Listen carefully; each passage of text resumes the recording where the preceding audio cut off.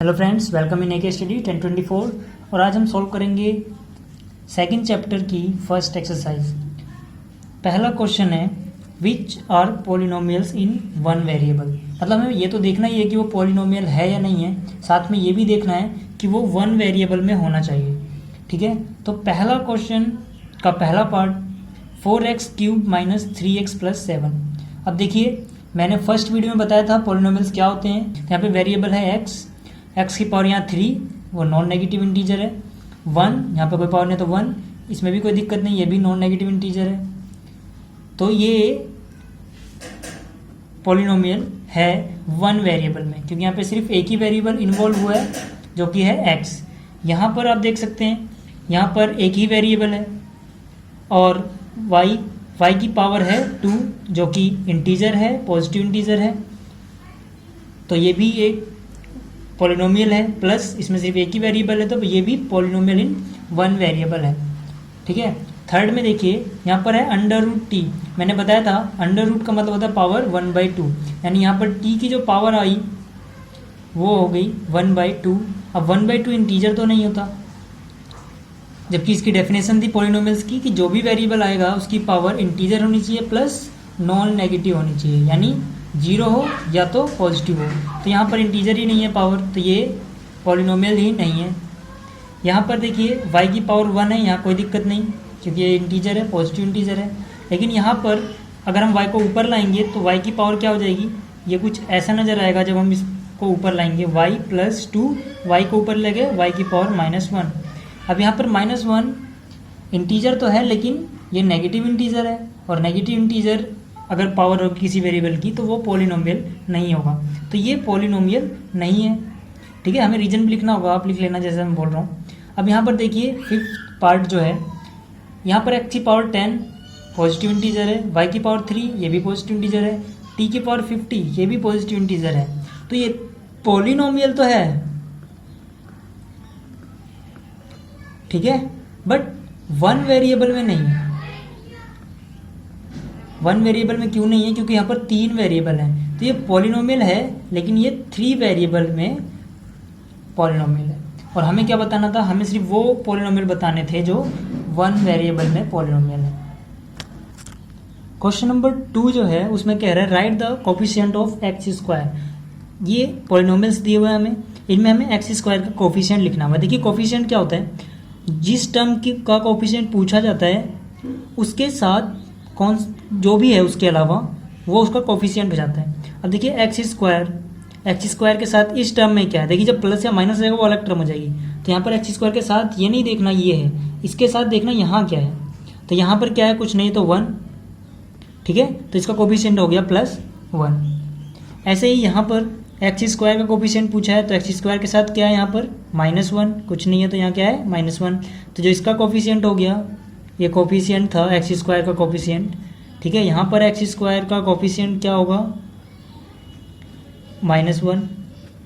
यहाँ पर x² का कोफिशिएंट क्या होगा π/2। यहाँ पर x² का कोफिशिएंट क्या होगा, है ही नहीं है x²।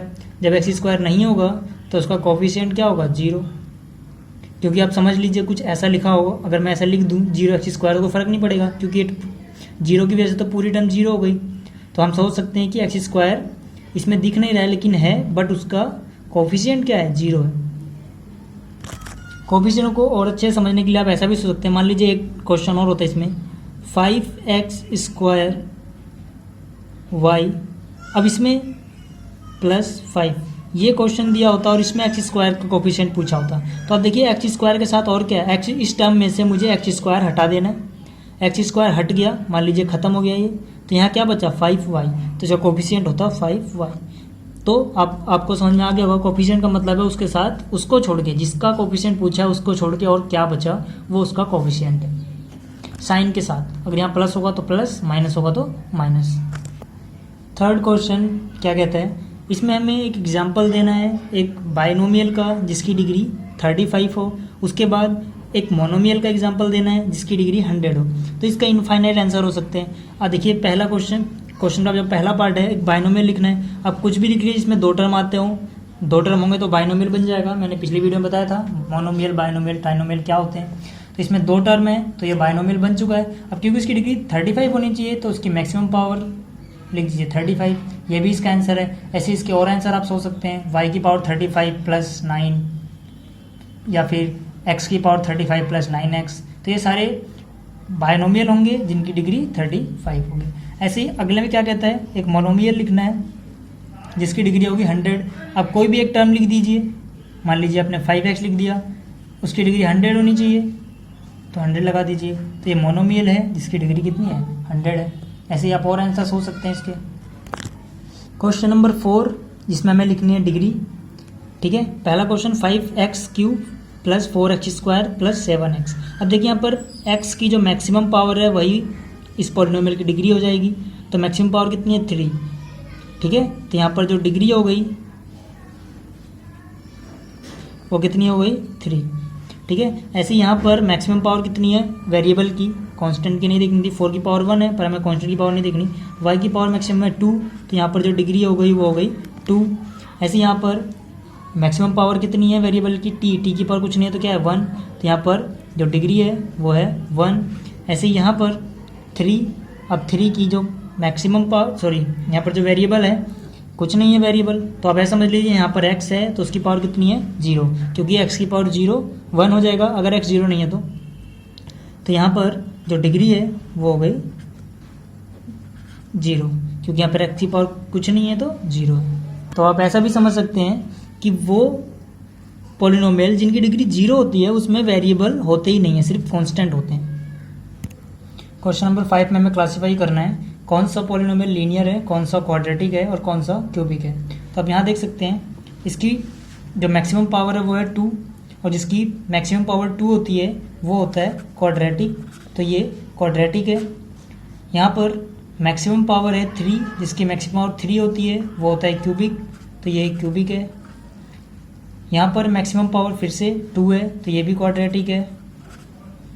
यहाँ पर मैक्सिमम पावर 1 है, जिसकी मैक्सिमम पावर 1 होती है उसकी डिग्री 1 होती है और जिसकी डिग्री 1 है वो क्या होता है, लीनियर। यहाँ पर मैक्सिमम पावर 1 है यानी इसकी डिग्री 1 है तो ये क्या होगा, लीनियर। यहाँ पर मैक्सिमम पावर 2 है तो ये होगा क्वाड्रेटिक, क्योंकि इसकी डिग्री 2 हो गई। यहाँ पर मैक्सिमम पावर 3 है तो ये इसकी डिग्री हो गई 3, तो ये होगा क्यूबिक। इस वीडियो में इतना ही, मिलते हैं फिर अगली वीडियो में, तब तक के लिए गुड बाय।